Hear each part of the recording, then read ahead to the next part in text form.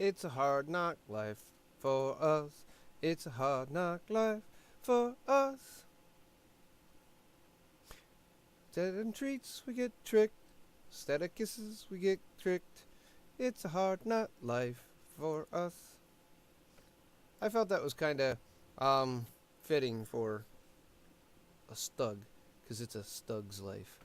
And ladies and gentlemen, here I am again, GreatTaz, bringing you another replay from the world of tanks. And today's replay is of the StuG III G. And here we are on Abby. Also kind of, you think,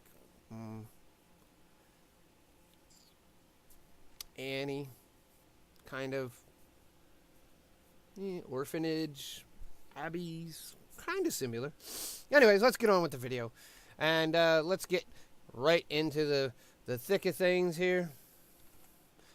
As you can see, this is a tier 6 battle. I am mid-tier, and we're going to rock the Abbey. Let's move on out. As you can see here, pull off over in my StuG III G, that is, or StuG, whatever you want to call it, and move in right behind these bushes, which is, I've not quite understood the layout on this map yet. The south side has such a great firing line to fire through here, as compared of the north, which really don't. There we take our first shot right into the Leo, right into his turret. You can see the hole in the tank, and a second one for another, and taking him from 100% all the way down to 38% of his life. Here we go. The Stuart's going to peek out. We're going to take a quick pop shot. It was a little high, but the round hit the ground anyway, so we didn't really hit him. He took a quick snapshot back. I think he's just snapshotting, hoping to hit somebody. Here he pulls out again, but he is invisible. The Lukes is taking out the Leopard from far away, and then the M5 Stuart moves back up, and then we have the T-34 shielded and running in the enemy. And now you can see the mini-map, we have a couple people going down the 8-9 line along the river, and then we have a few people going down the 1-2 line in the mountain valley. Now, the maps aren't true accuracy of actual way things are laid out, because Wargaming does try to make the maps somewhat symmetrical to give both teams a fighting chance. So if you always end up on the north, you're not always, and the map, real world map, is set up so is just plain out laid out via the real world that you're going to win every time from the north. You don't always end up on the north and always winning. So I hand it to Wargaming trying to make their maps historically accurate, but more along symmetry, the symmetry good into them, and help them be equally prepared. Okay, back with me gibbering. The Matilda came up through the middle, and we have literally, what am I talking about? We did 100% of damage to the Matilda. Oh, it says on 339. I know we got more hit points than that, so maybe someone else got hit. There's a 34 shielded. We take a second shot at the 34 shielded, and a third, and we missed the second and third due to, impatience, but that's all right. And then we take one blind shot into where he was at, and nothing. All right, so here we go. Looks like our team is kind of losing the 8-9 line, as me, the Chaffee, and the M5A are holding the center pretty well. Now we're just down to the Chaffee and myself. The Chaffee is still 100%.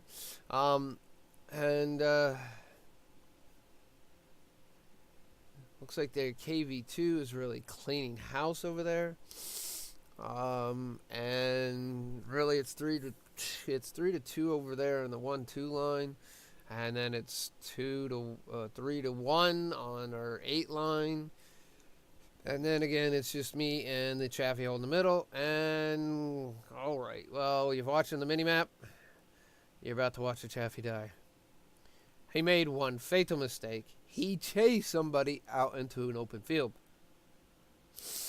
I see it way too late to get him to stop. Someone, the ST39 is complaining that, hello, the 8-9, the river fell, and I see that the final tank has fallen over there, so I'm going to reposition. I'm going to try to do it so the T-34 shielded cannot see me. However, he's not been spotted for a while, so we're not 100% sure he's still up. I'm trying to think about where I want to park my tank, where would most be most beneficial. I'm figuring over here, because I can use what little gun depression I have and angle my frontal plates and make it harder for the enemy to hit me. Ah, there's the T-34 shielded. Speaking of the devil, he does fire at us using a standard APCR, and he does pen. We fire a shot back at him and do pen, and then we fire a second shot and miss him. Here we got the Stuart. We got a green light, fire. We're going to take out the Stuart. We're going to go down the hill because now the A-20. Oh, crap, oh, crap, oh, crap, oh, crap. Okay. Okay, we did not end up on our sides. Ending up on our side would be really bad at this point in time. That was thankful. What am I overreacting for? Oh, look, it's a T-34 shielded. We'll fire him. He fires at us, misses. We fire at him. We hit. He fires again, hits us, but we block it. We miss. There's the Chaffee. He's going to come around the corner, and he knocks our engine out. We're going to move. We're going to get up underneath the Hellcat because his gun dispersion is not as good as my gun elevation. And then we're going to just keep him spotted and move on up. Trying to get a shot into him here. Move around. Hellcat still taking damage. We're looking where the enemy might be on the base. There's two of them. We know the T-40. Okay, SU-100. Oh, SU-85B does us in, but we get that 53 spotting damage because he was spotted, and we get that 2 seconds later. I'm trying to tell the team to take on the E-20 next, which they take him out. The Lukes is going to move a fatal move. It's not fast enough. Here we're going to jump around. I was trying to jump into the Lukes, but he died before I could jump into him. And he makes a fatal mistake of trying to get around him. Here's going to sit myself. SU-85B is backing up. The 150 is moving in. It's a 2-on-2 situation. We have more hit points because we have a heavy. And the T-150 shoots and misses. Okay, he leaves his frontal armor out. Wow, come on, dude. Seriously? Side scrape. Side scrape. Side scrape. Angle. That's 2 shots in a row, 2 misses. The Matilda takes a couple shots. Hits the SU. Okay, the T-150 takes the SU out. Finally takes the time to aim, which is good. He's claiming lag. Someone's saying, watch your 6. I am telling them to stick together. They are less likely to end up destroyed. And more likely, if they run into them, if one is destroyed, the other one can easily take out the T-40. I'm also saying let the Matilda lead the charge because the Matilda can actually take a hit. And then they both can stop and take a shot and take out the T-40. As you can see, they're saying. Here, I'm still sitting in my tank, just looking around. I call them dumbasses. That's not nice of me. I'm sorry. Not really, because they are being really not intelligent about this. They are going to go at the 40 one at a time, and the T-150 is a one-shot. Now, the Matilda isn't, but the T-40 is also going to be pushing probably a good 150 points. And as you can see, the ST-39 has gotten questioned the same thing. Why split? Here, the T-150 actually spots the T-40, who's gotten over the hill. I am trying to get the Matilda to turn around and go back. I jump into the 150, and then the Matilda. He takes a quick shot at the moving T-40, misses. Alright, he's still moving towards the enemy. I'm going to speed this up just a little bit until the T-40 is spotted again. And then we were in using the Matilda's view, and the 150 actually ended up taking out the T-40 with one shot, I do believe. I think the T-40 shot at the 150 missed, and then the T-150 returned fire and succeeded. All right, now let's go ahead and take a little short walk on over to this little place we call Watt Records and see how we did today. All right, so this was an ace tanker. We got ace tanker for our 849 base experience. Now, if we sort this by base experience, we were top on base experience. And then we did get 1,282 damage. We were second. The T-150 got 11632, so he got high caliber out of this. We got our fighter. We got a nice, good duelist. We got a fire for effect. And we got bruiser. All right. And here you can see the list of the tanks we spotted. Assisted, get spot damage, and or damaged and destroyed. All right. Our game was a 4,947 WN8 game here. Did a total of 1,282 damage and 251. So all in total, did over 1,500 damage total damage. We fired 13, hit 21. So that's a 61.9% hit ratio. And as you can see here, Watt Records does not show every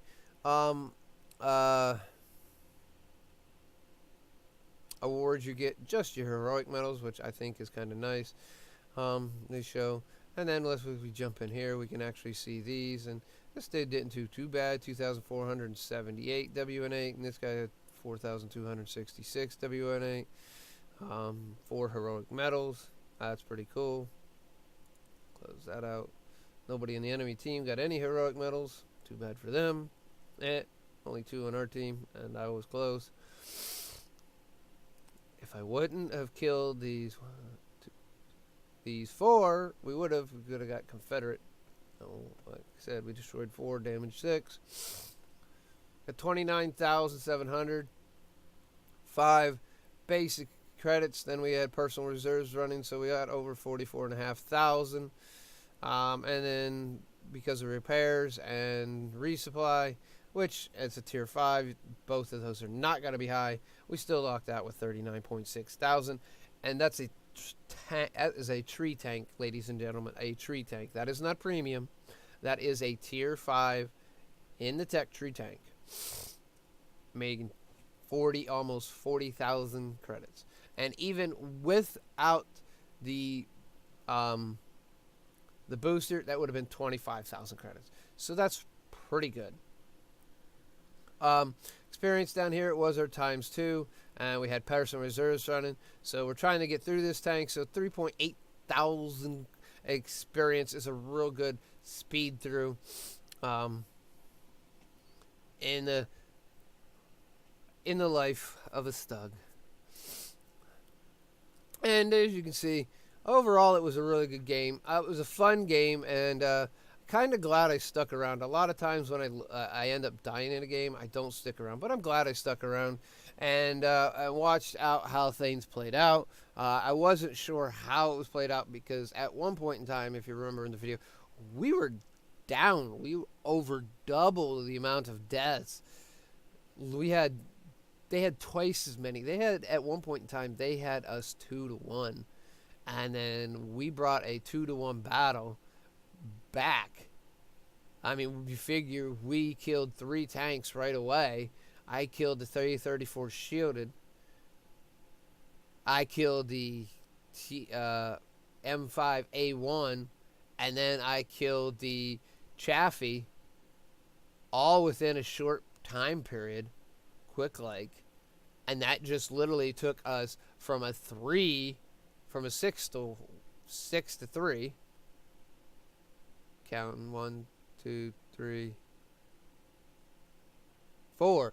7 to 3 to a 3 to 4. And then the Hellcat tried to take me out, and he got taken out. So that was a quick boom, boom, boom. 4 tanks within a matter of 2 minutes, and it instantly turned it in from a 3 to 7 matchup to a 3-on-3 matchup. So, with that, ladies and gentlemen, sometimes sticking around to the last minute to see how things pan out is always very adventurous, and you can learn something well. You can also might be able to help your team if you're informative. If you're disruptive by clicking the mini-map like there's no tomorrow, like some people like to do, you're not going to be helpful. You're going to be more annoyance and more likely to be blocked. So don't ping the crap out of the mini-map. Alright, with that being said, ladies and gentlemen, if you like this video, please give it a thumbs up. If you did not like this video and think it deserves it, go ahead and give this video a thumbs down. If you have a comment, go ahead and comment in the comment section, and I will respond as soon as possible. It will probably be within a day or two, but I will respond. And if you wish to join me on Discord, I have the Discord in my Discord information right here down below in the description. Also on top of that, if you have a video you would like me to record and post on YouTube, go ahead and post it either up here on Watt Records or Watt Replays. If you watch in a little bit, I will be posting a video on some of the differences between the two. And then send me the link through via my Discord, and I will get it up as soon as I possibly can. Real life has a lot of importance to me. This is a video game for the most part, but I do enjoy playing it, and I do enjoy the good games, and not so much the really bad games.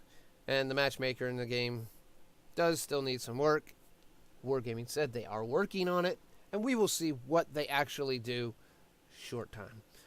Now, with that being said, this is GreatTaz signing off. Oh, also, if you're not a subscriber, go ahead and click the red subscription button, or go ahead and click my avatar, which is coming up here momentarily if it's not already up. Ladies and gentlemen, this is GreatTaz signing off. Say, have a great day, and we will see you in the world of tanks.